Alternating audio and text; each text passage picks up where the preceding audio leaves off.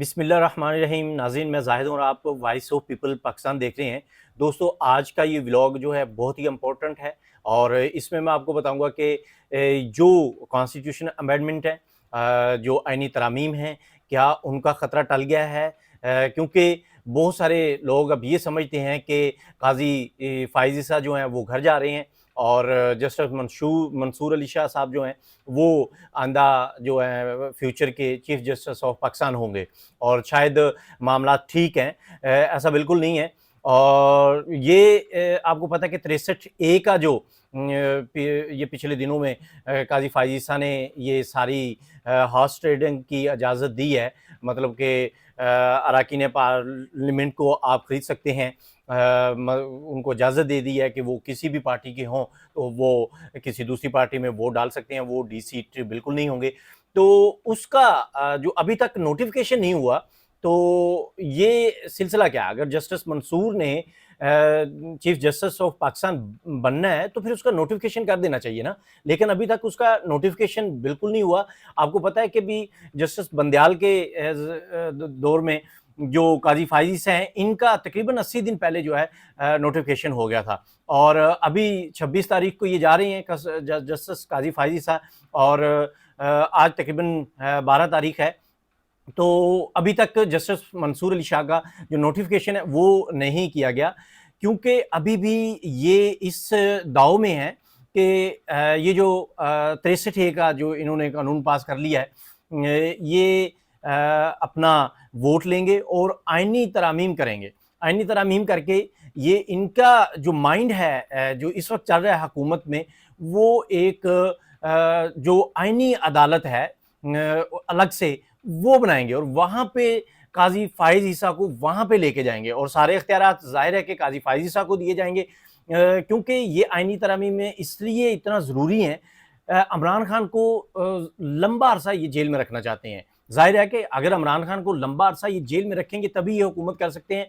आज इमरान खान बाहर आ जाए तो ये हुकूमत एक घंटा नहीं चल सकती।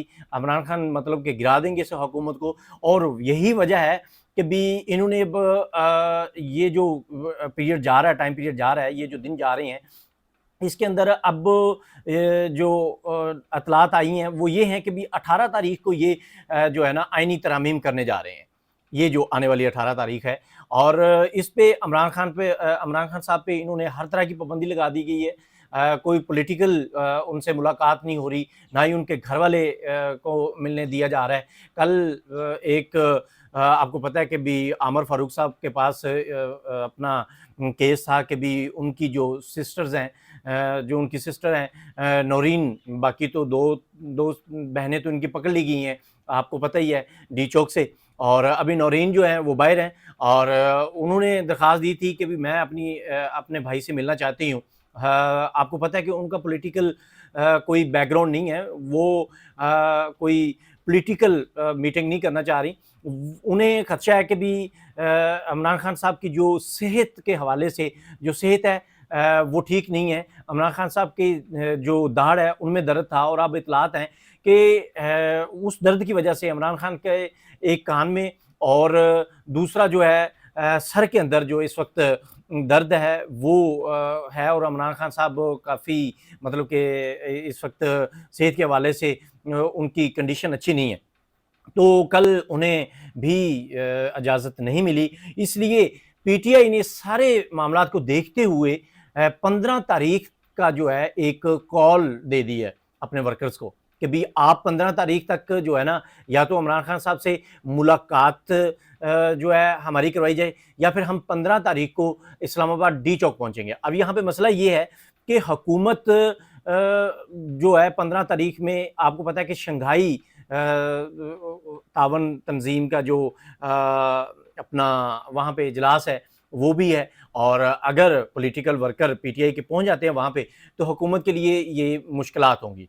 तो मेरे ख्याल में हुकूमत को चाहिए कि भी ये कोई इतना बड़ा मसला नहीं है। इमरान खान साहब से आज तक रोज़ मतलब कि मुलाकात होती है, उनके वकला की मुलाकात होती थी, उनके घर वालों की मुलाकात होती थी, तो अब उन्होंने यकदम पाबंदी लगा दी है। तो इस पाबंदी में ज़ाहिर है कि भी कुछ ठीक नहीं है। वो चाहते हैं कि भी एक तो इमरान खान साहब को बिल्कुल बाहर की जो खबरें हैं उनसे कट ऑफ कर दिया जाए और इमरान खान साहब जो हैं वो कोई नई हदायत जारी ना कर दें इसके ऊपर। क्योंकि डी चौक का जो अभी जो अली अमीन गंडापुर जो डी चौक में पहुंचे थे अपना खैबर पख्तूनख्वा से एक काफिला लेके, और वो पहुंच गए थे, उन्होंने हर सूरत पहुंचना था, खान साहब ने कहा था, और वहाँ पे पहुंच के उन्होंने वो धरना जो है ख़त्म कर दिया था। मुख्तलिफ लोगों की मुख्तलिफ मतलब के राय हैं, कुछ कहते हैं कि उन्हें अगवा कर लिया गया था, कुछ कहते हैं कि वो जानबूझ के मतलब के मंजर आम से हट गए थे, और अली अमीन साहब के बारे में जो पीटीआई के कारकुनान हैं उनका भी गुस्सा है कि भी वो यहाँ पे हमें बेयार मददगार छोड़ के चले गए और हमें भी बता देते अगर उन्होंने जाना था। तो इस तरह के बहुत सारे मतलब के जो पीटीआई के वर्कर हैं वो अपनी राय रखते हैं। तो अब ये जो आने वाले चंद दिन हैं इसमें हुकूमत क्या करने जा रही है? इसमें हुकूमत एक आईनी तरमीम करने जा रही है। आप जानते हैं कि बिलावल को ये टास्क दिया गया है। बिलावल अब अपना मौलाना साहब को मिल रहे हैं, रात भी वो मौलाना साहब से मुलाकात कर रहे थे, और वो चाहते हैं कि भी आईनी तरमीम की जाए और एक आईनी अदालत बनाई जाए, अपना वफाकी आईनी अदालत बनाई जाए, उसमें वो बैठाएं अपना काजी फाइज ईसा साहब को।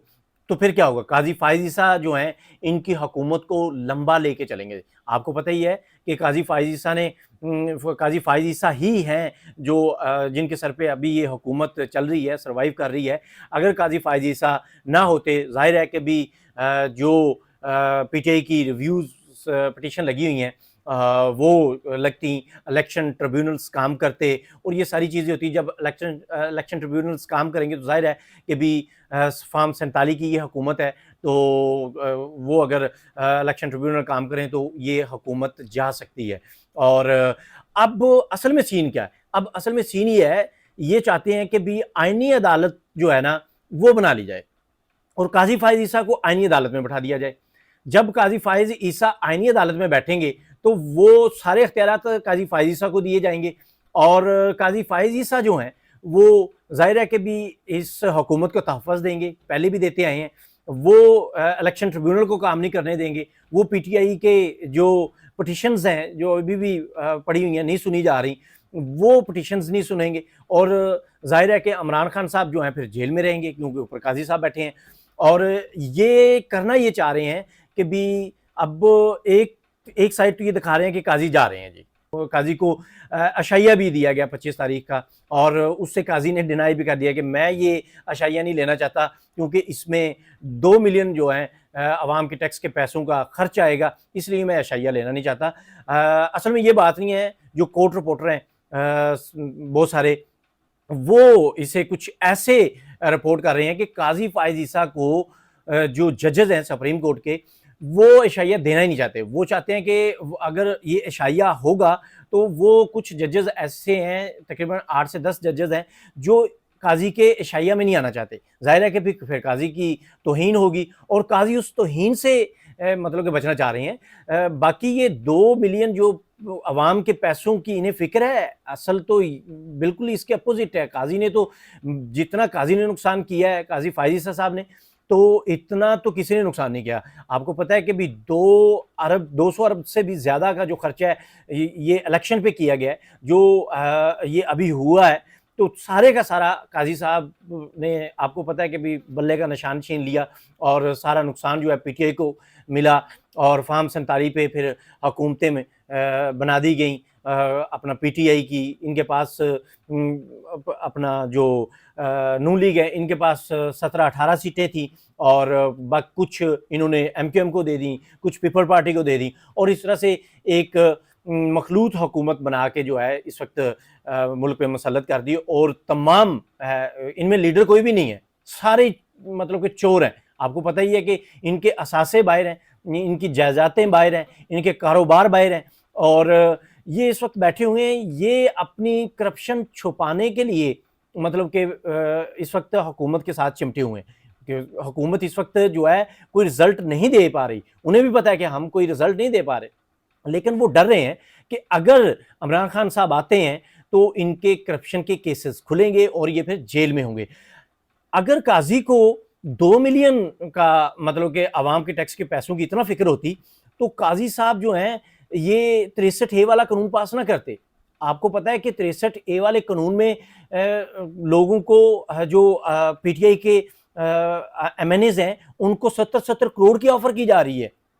कितना नुकसान हो रहा है। काजी फायजी साहब ने ही की है ना ये वाली, तो ये तो 2 मिलियन है, 20 लाख रुपए है। तो इससे भी ज्यादा जो इलेक्शन पे पैसे खर्च हुए हैं वो भी सारा नुकसान हुआ है। तो इंसाफ मतलब के इंसाफ के तकाजे यहाँ पे पूरे नहीं होते। तो ये सारा सिस्टम है। दूसरी जो खबर है, अब अगर जिस तरह से पीटीआई आगे आई है कि 15 तारीख को वो मतलब कि इस वक्त जो मुराद सईद हैं वो मंजर आम पे आए हैं, हमाद हसन मंजर आम पे आए हैं, यहाँ तक कह दिया है अपना जो मुराद सईद साहब हैं कि भी अगर आप रुकावटें डालेंगे तो लोग पैदल चल के आ जाएंगे, हम हर सूरत इस्लामाबाद में पहुंचेंगे। और ये दूसरा मैं बता दूं कि भी ये अडयाला जेल नहीं जाएंगे। भी अडयाला जेल के अंदर अगर आवाम जाती है तो हो सकता है कि इमरान खान साहब को कोई नुकसान पहुंचा दिया जाए और कह दिया जाए कि जी ये पीटीआई के जो लोग थे, इस धरने के अंदर जो लोग आए थे उनमें से ही मतलब कि ये उनकी वजह से ये नुकसान हुआ, और इसलिए अडयाला जेल पीटीआई कभी नहीं जाना चाहेगी। वो डी चौक पे धरना देंगे। तो मेरा नहीं ख्याल कि भी इमरान खान साहब के साथ ये अब मुलाकात नहीं करवाएंगे, क्योंकि इन्हें करवाना पड़ेगी। अगर ये मुलाकात नहीं करवाएंगे तो पाकिस्तान, पूरे पाकिस्तान से इन्होंने कॉल दी है कि पाकिस्तान के अंदर, पूरे पाकिस्तान से जो पीटीआई के कारकुन हैं वो पहुंचे इस्लामाबाद डी चौक। तो ये बहुत बड़ा मतलब कि वहाँ पे एहतजाज होगा, धरना होगा। तो जाहिर है कि ऊपर से शंघाई तंजीम का जो अपना सेशन चल रहा है वो भी है, बहुत सारे मुल्क यहाँ पे आए होंगे, तो ये फिर एक अच्छा इमेज नहीं होगा। इन्हें चाहिए कि भी ये खान साहब से मुलाकात करवा दें और डी चौक का जो प्रोटेस्ट है, जो खतरा है हुकूमत के सर पे, जो तलवार है, ये टल जाएगी। और इमरान खान साहब पे जो पाबंदियाँ लगाई हैं ये इसलिए लगाई गई हैं कि भी खान साहब को जब बताया जाएगा कि भी डी चौक का जो धरना था, जो एहतजाज था, वो इस तरह से पोस्टपोन हुआ है, तो खान साहब दोबारा जो है वो कॉल ना दे दें जब तक कि ये आईनी तरमीम वाला ख़तरा टल नहीं जाता। और मेरे ख्याल में शायद होगा भी ऐसा कि भी खान साहब को जैसे ही मालूम होगा तो खान साहब हो सकता है कि भी डी चौक पे दोबारा मतलब कि एहतजाज का, धरने का ऐलान कर सकते हैं जब तक ये आईनी तरामीम का ख़तरा सर के ऊपर मौजूद है। तो नाज़रीन, अगली जो वीडियो है वो मैं इमरान खान वर्सेस नवाज शरीफ के ऊपर बना रहा हूँ। आपको मैं बताऊंगा, आपको मैं एक्सप्लेन कर दूंगा अच्छे से कि भी खान साहब ने, इमरान खान साहब ने कौन कौन से प्रोजेक्ट लगाए। वो सिर्फ पाकिस्तान में उन्होंने 3 साल हुकूमत की और उन्होंने क्या क्या काम किया, और ये जो नून लीग है ये कब से मतलब कि पाकिस्तान के ऊपर मसल्लत है, हुकूमत करती रही है, और उन्होंने कौन कौन से कारनामे किए हैं, ये सारी चीज़ें आपके सामने रखेंगे और फैसला फिर आप खुद ही कर लीजिएगा कि भी कायद कौन है, लीडर कौन है। तो आज तक के लिए इतना ही, मिलते हैं नेक्स्ट वीडियो में। तब तक अल्लाह हाफिज़।